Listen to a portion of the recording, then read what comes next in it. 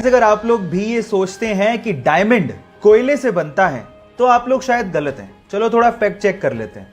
हम ये मानते हैं कि कोयला कार्बन से बनता है और डायमंड भी कार्बन से बनता है, लेकिन इसका मतलब ये कतई नहीं है कि हम लोग ये कह दें कि डायमंड कोयले से बनाया जाता है या बनता है। ऐसा कुछ भी नहीं है। मैं आपको आपकी जानकारी के लिए बता दूं कि जो कोयला होता है वो अर्थ से 2 या 3 किलोमीटर नीचे पाया जाता है और उसके साथ कुछ मेटल की इंप्योरिटीज भी होती हैं। लेकिन डायमंड एक्चुअली अर्थ से 90 किलोमीटर नीचे बनता है और ये तब बनता है जब कार्बन बहुत ज्यादा टेम्परेचर और प्रेशर पे कंप्रेस हो जाता है ना। ये इंटरेस्टिंग फैक्ट। इसका मतलब ये हुआ कि डायमंड कोयला नहीं है। ये आप लोग ध्यान रखिएगा। ये इंटरेस्टिंग फैक्ट आपको कैसे लगा चैट सेक्शन में लिखना मत भूलिएगा।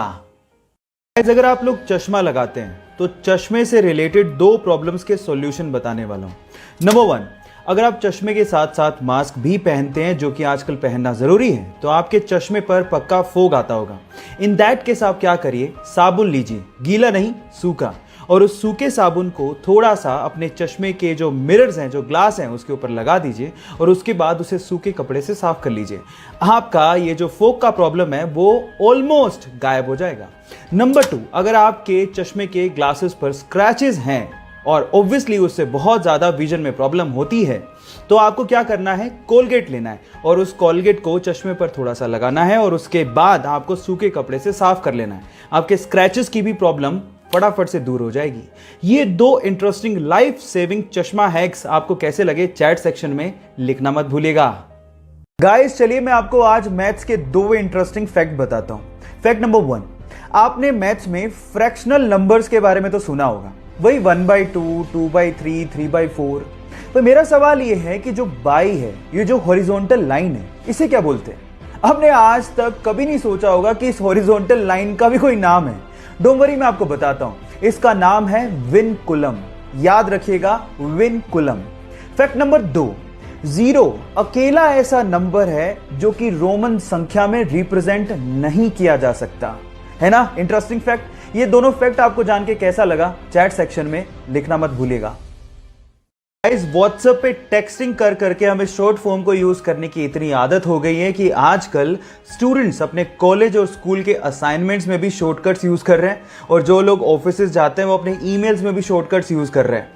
जहां एक और बाकी देशों में ये शॉर्टकट्स बिल्कुल सही नहीं माने जाते, वहीं अगर आप न्यूजीलैंड में रहते हैं और न्यूजीलैंड के स्टूडेंट हैं तो वहां पर इस चीज को यूज करने की परमिशन है। जी हां गाइस, न्यूजीलैंड में 2006 के बाद से ही वहां के एग्जाम्स में शॉर्टकट्स को यूज करने की परमिशन है, ताकि एग्जाम में बड़े बड़े आंसर्स में ज्यादा समय बर्बाद ना हो। क्या आप लोगों को भी लगता है कि हमारे देश में भी एग्जाम्स में शॉर्टकट्स को यूज करने की परमिशन होनी चाहिए? चैट सेक्शन में लिखना मत भूलिएगा।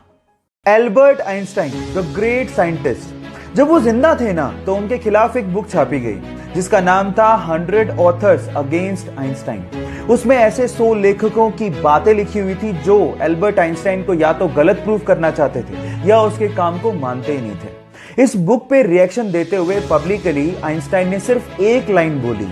उन्होंने कहा, if I were wrong one would have been enough. अगर मैं गलत होता या मेरा काम गलत होता तो एक इंसान उसको गलत प्रूव करने के लिए काफी था। कितना ठग लाइफ आंसर था ना आइंस्टाइन का। ये फैक्ट सुन के आपको कैसा लगा चैट सेक्शन में लिखना मत भूलिएगा। गाइस, क्या आपको पता है कि 17 जुलाई को कौन सा डे सेलिब्रेट करते हैं? डोंट वरी, मैं आपको बताता हूं। 17 जुलाई को हर साल हम लोग वर्ड इमोजी डे सेलिब्रेट करते हैं। पर सवाल मेरा यह है कि इमोजी ये शब्द आया कहां से और इसका मतलब क्या है, ये भी मैं आपको बताता हूं। एक्चुअली इमोजी एक जापानीज वर्ड है जिसमें ई का मतलब होता है पिक्चर और मोजी का मतलब होता है कैरेक्टर या फिर लेटर। अब ये तो आपको पता ही होगा कि इमोजीज स्मॉल डिजिटल आइकन्स या फिर इमेजेस होती हैं जिनको हम लोग इलेक्ट्रॉनिक कम्युनिकेशन में आइडियाज को या फिर इमोशंस को एक्सप्रेस करने के लिए करते हैं। ये नॉलेज आपको कैसे लगी चैट सेक्शन में लिखना मत भूलिएगा।